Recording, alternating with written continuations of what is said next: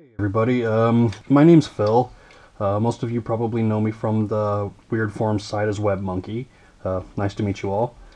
For this little tutorial, we're going to need a few things.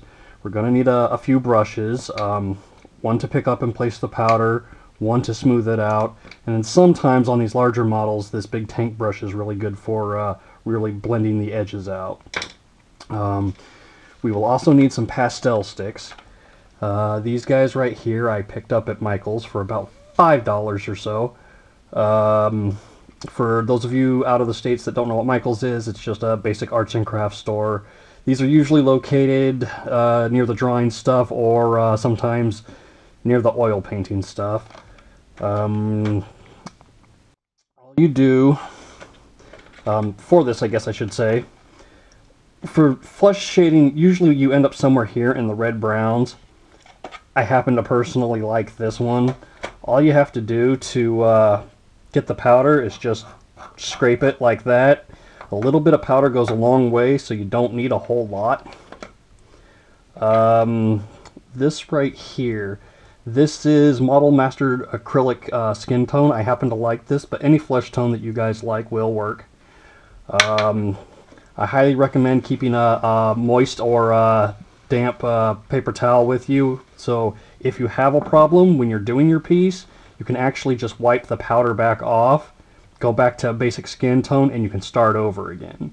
On these, basically I have everything, excuse me, I have everything already flesh toned in.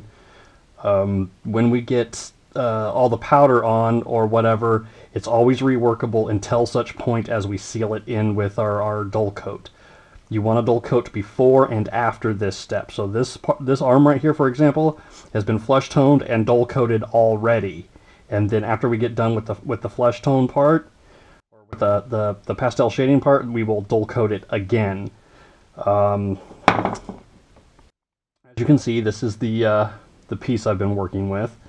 I chose this piece because, well, it was pretty much what I was working on when we decided to do this project. You'll notice I haven't started this side over here, but these are all sideboard bits that will get painted in later. I didn't want to distract from the color of the flesh that was going on, which is why I haven't done these yet. And I don't know if you guys can see this. I've actually already shaded the back side a little bit, just to see how well it was going to show up on the video. And I'm gonna check this and make sure that everything's ready to go, and in the next segment we will get started.